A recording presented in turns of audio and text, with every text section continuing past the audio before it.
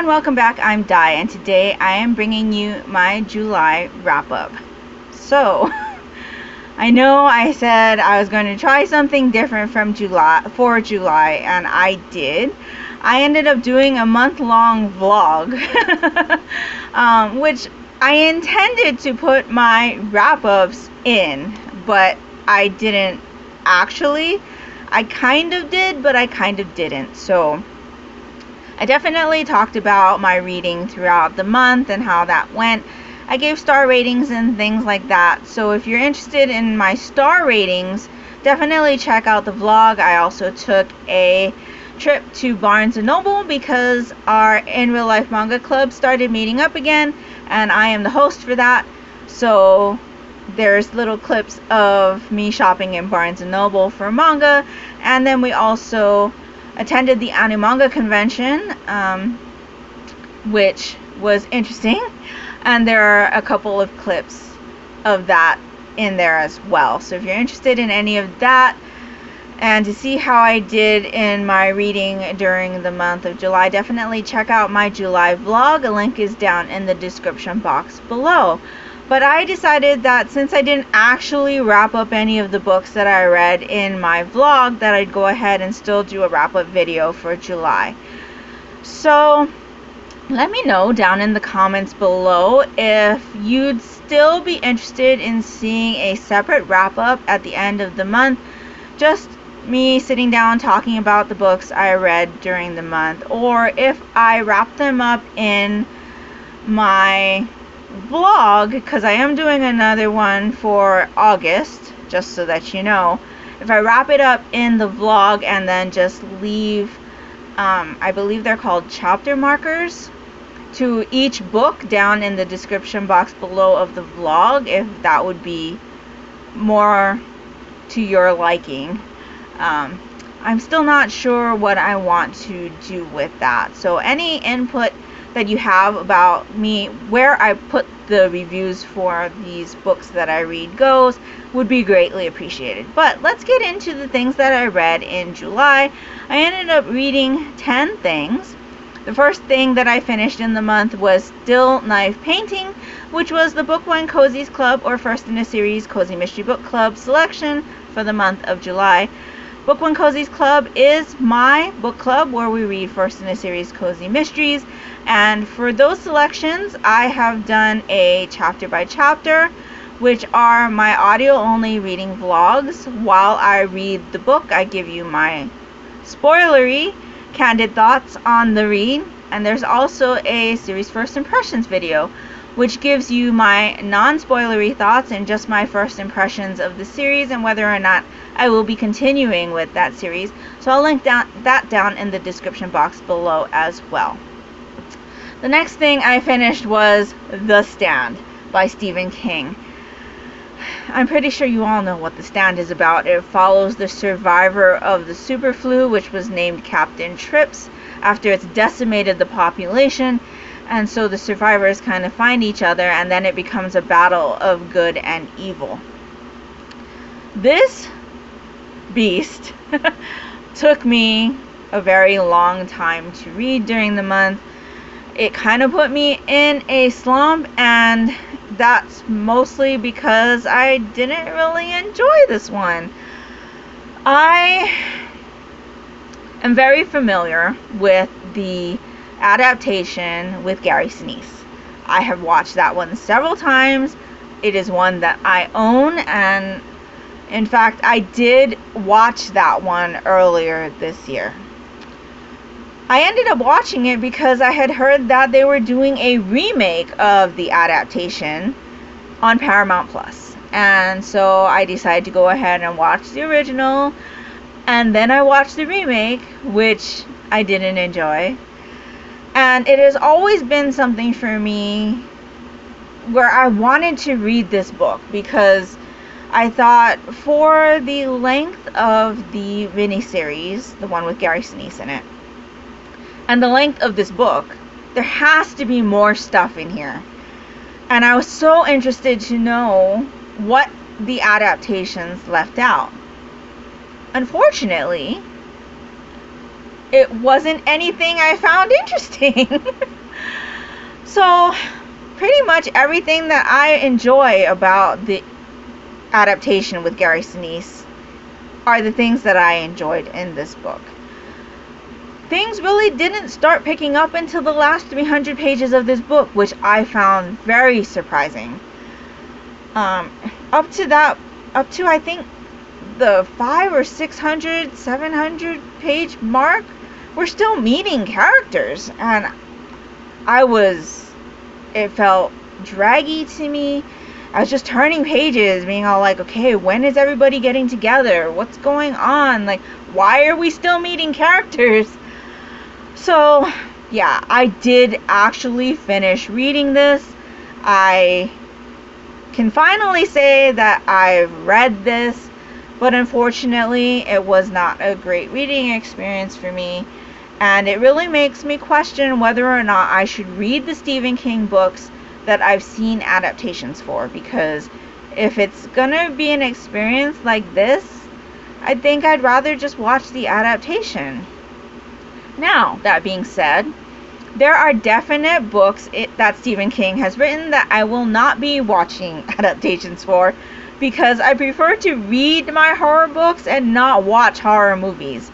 So like two that come to mind are It and Pet Sematary. Those are two stories that I'm interested in, but I will never ever watch the adaptation, any adaptation that has come out for those. Cujo is probably one that I won't watch either, but I have seen the Tommyknockers, so I'm questioning whether I should actually read that or just let it be. So let me know what you think down in the comments below on that. I'd be really interested, but unfortunately this was a big miss for me. The next couple things I read were manga. So like I said, we had started meeting back up in our real life manga club in July. So our selections for the month were The Apothecary Diaries, Volume 1, story by Natsu Hyuga, art by Neko Kurage, compiled by Itsuki Nanao, character design by Toko Shino. This one's published by Square Enix and rated teen. And then our second selection was The Land of the Lustrous by Haruko Ichikawa. This one is published by Kodansha and rated teen. And so I've already done a series first impressions video on these. You will see them as the Monochrome Manga Club manga first impressions on my channel. I'll link to the video down in the description box below. But I enjoyed these, just so that you know, in case you don't want to hear my full thoughts on it. I did enjoy these, and they'll be series that I'm interested in continuing. And if you'd like to read these selections or find out what the manga club is reading month to month, definitely look out for those manga first impressions videos for the Monochrome Manga Club, because those will tell you what my thoughts were on them. You can tell me what your thoughts were on them, and then I'll also let you know what the next month's selections will be, in case you're interested in reading those and chatting about them with me as well. So then I got an advanced reader's copy of The Yakuza's Guide to Babysitting. This one is by Tsukiya. This one is published by Kaiten Books, and I'm not quite sure what the age rating on that one is, but I would have to say it's between teen and older teen. Older teen, just because we are dealing with a Yakuza member and there is some violence in this volume. But I also did a series first impressions video on this one for my channel as well. It's linked down in the description box below. In short, I thought it was super cute. I will definitely be continuing and collecting that series. The next thing I finished was Anne of Windy Poplars. This one says Anne of Windy Willows. I'm not quite sure why the name changed, but this is the fourth book in the Anne of Green Gables series by Ellen Montgomery. I love this color. I got this box set from Book Outlet. I believe it was earlier this year, and the covers on it is just gorgeous. But this one I thought was going to contain material that was new to me, because like I've said before, I'm a big fan of the Sullivan Entertainment miniseries adaptations that were done like in the 80s or 90s. And I own them, I watch them all the time. And so I thought that those adaptations only went up to the 3rd book. I think that's what I had read on their website or somebody's website when I was looking into it. But this actually has stuff in the Anne of Avonlea miniseries that they did. But it did also have some new stuff that I wasn't aware of or the miniseries didn't adapt. But this one was kind of disappointing to me. I was, because there were familiar things in here, it just didn't have the same feel. Like, I could recognize the things that were happening and which characters' names were changed for the adaptation and where certain scenes were being pulled from. But Anne as a character changed a lot for me. It's almost as if she's a different person in this book than she was in the previous 3. And I really didn't like that. I don't know what happened. It's like she did this complete change after something that happened in the 3rd book, which I can't say because it might be a spoiler. But yeah, even the very first line that's on the back of this book doesn't sound like Anne at all. So I'm not sure what happened there, but I presume that she's going to stay with these changes to her personality throughout the rest of the series. So while I am still interested in continuing and finishing this series, I was kind of disappointed with this one. But I do still love the cover. And I definitely love the adaptation still. In fact, I did rewatch some of that in July as well. So next up, I had my annual Shark Week read. I've been doing a Shark Week read for the past 2 years. So this would be the 3rd year that I was doing a Shark Week read. And those were prompted by this particular author. So I ended up reading Shark Beach, which is his 3rd book. By the author is Chris Jameson. He's written 2 other shark books, and I read his books in publication order. They are all shark books. They all have shark attacks in them, but they are not part of a series. So if you're interested in things like that, I definitely check out his books because I did really enjoy all 3 of them. This particular one follows these 2 families who are friends.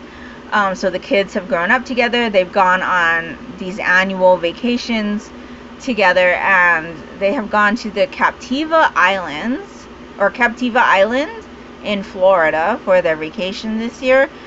But there's a hurricane on its way to the island. And so they are kind of trying to get off the island. But like the other books Chris Jameson has written, we're not only following these 2 families. There are other people on the island that we're following. We're also following some college students who have gone there for like a mini vacay. We're following a police officer and a sheriff who are trying to either help people get off the island to evacuate for the hurricane, or trying to keep people safe who weren't able to get off the island or just can't get off the island. And then we have a couple other unsavory characters, if you will. And so there's a lot going on in this book. There's a lot of action, but like I said, there are shark attacks in this book, and they are pretty graphic. This one, I would say it wasn't so bad. It wasn't as graphic as I remember Shark Island being, but at the same time, I didn't enjoy this one as much as Shark Island. The shark attacks in this book were something that could have been avoided, and there is one particular character that we're following that I really didn't like, and the ending that character got, I feel, didn't really jive with kind of what I wanted for that character, if you will. There were a couple characters that meet their demise, as these things go, that I was very sad to see happen, but at the same time, when I was looking at that in comparison to this character that I really disliked, I was like, wait a minute. Do you know that feeling? But I definitely check these books out if shark kind of attack, kind of adventure, not adventure, but survival type stories are interesting to you, because I really enjoyed these. I don't know if it was because I was reading them during Shark Week when I'm watching all of these shark documentaries, or if it really just was the story. But yeah, I definitely recommend these if you're interested in shark infested waters, shark attack type books. I would say Shark Island, which is the first one I read and the first one that was published, was definitely my favorite, but it also had the most graphic shark attack scenes. So definitely check these out if they sound interesting to you. Next up, I read volumes 21 and 22 of Noregami by Adachi Toka. These are published by Kodansha, rated older teen. I feel like the synopsis that I've been giving you for this series while I was reading them is kind of not what the story is anymore, because it's evolved so much since then. But this story basically starts out with Yato, who's a very minor god, trying to get his name out there so that people remember him, because if his name is forgotten, he will cease to exist. So this series definitely follows Yato doing a bunch of stuff, and then he also meets a girl named Hyori who ends up getting into an accident, and she is able to like separate her soul from her body so she can kind of go into this world where Yato is, but also exist in the human world. And so for a while we follow Yato and Hyori just kind of going on little adventures together, and I think that's pretty much kind of the general road that this series has gone on. But in these last two volumes, even the volumes before this, things have gotten kind of serious. There's serious things going on where I'm at, and I really have to say that because there's been so much time in between when I read these two volumes and when I read the previous volumes, there were a lot of things that I was just fuzzy on. I didn't quite remember those things happening, and it's a big reason why I don't read series as they're being published. It's a big reason why I'm such a backlist reader. It's because I don't enjoy waiting for things to come out, because I forget what happened. You know, we go into all of these worlds as readers, and how many of those worlds can you fit in your head before you start forgetting little details from ones that you've read? And when you're trying to keep up with a series, it makes it even more difficult for me. And, you know, especially if you're a person that reads more than 5 things a month, I would think. I don't know, maybe I'm just getting old? I don't know. But I had a hard time when I tried to dive into volume 21. I ended up having to ask my daughter, okay, what happened? Like, I don't understand. And she hasn't read these volumes yet, so I'll definitely be checking with her after she's read these. But I still found what was going on in these volumes interesting. I just have I have a fuzzy context to go with it, like on what happened before this. And so, yeah, I did enjoy these. Definitely going to need to do a reread of the entire series once everything kind of is out. It's still being published, Not sure how many volumes this is going to end up being, but it is going to be one that I'm going to be adding all of the volumes to my collection. It's just these, I only have a few right now. So yeah, I enjoyed these still, but I was very confused when I started reading them. So the last thing I read was something that wasn't planned for the month of July, and that was Graceling. This is the first book in the Graceling series by Kristen Kishore. In this one, we are following a character who has 2 different colored eyes. And in this world, anybody who has 2 different colored eyes, or acquires 2 different colored eyes, because they could be born with eyes that are the same color, and then as they grow up their eyes can change, but anyone who has 2 different colored eyes has like an ability. So in this world they're called graces. The abilities are called graces.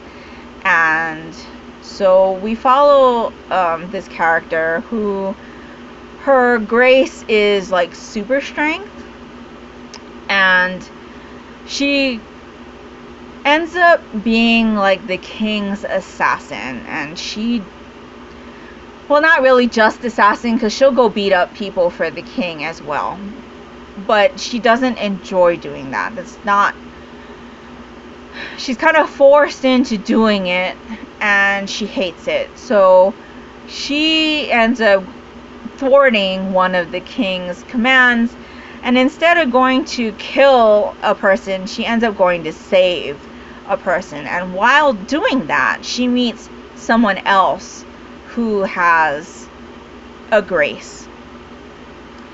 And the story kind of follows these 2 characters with graces figuring out why the character that she had gone to save instead of kill was where he was at, what the motive was behind that, as well as something else that's going on in the other characters' like realm. I ended up listening to this entire book on audio. Like I said, it wasn't something that I had planned on reading. It wasn't on my TBR, but I had heard my friend Janaea over at Live a Thousand Lives. That's her channel name. I'll link her down in the description box below. But she recently read Graceling, and she said she really enjoyed it. And Graceling has been one that's been on my TBR for a while. I had put it there because I thought it sounded interesting, and then just never picked it up. So when Janaea had mentioned that she really enjoyed this book, I thought, okay, I'm going to move it up on my TBR.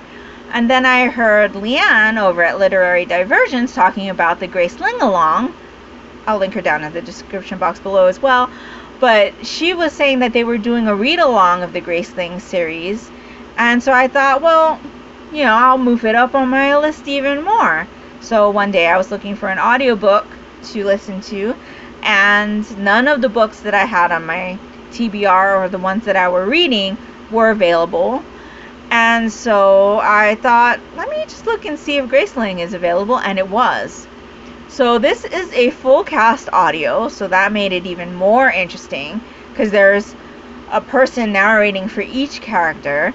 There are little like instrumental snippets that go in between each like section and chapter and thing, and I really enjoyed the experience. It felt more like I was watching a movie in my mind than I was reading a book. Now I know when you read books you are literally seeing like a movie in your mind, but for me this was a different type of experience. Like, I don't know if it was just the music elements or having that full cast audio, but I just really enjoyed it. And I think I will be continuing with this series on audio for the next one. Not sure when I'm going to get to the next one. Like I said, there is that Graceling along going on, but I don't have Fire, which is the second book, on my set TBR for August. So I'm going to have to get through all of the things that I'm going to read for August 1st before I actually go ahead and pick that one up. But I was pleasantly surprised. I really, really, really, really enjoyed it. But that also made me think about the fact that I have such a problem with fantasy books. You know, there are lots of fantasy books that I just can't get into, and I get bored with, and I just really, really end up not liking. So I tend to shy away from fantasy a lot. But this one, I'm not sure what it is that I enjoy, that made me enjoy it so much.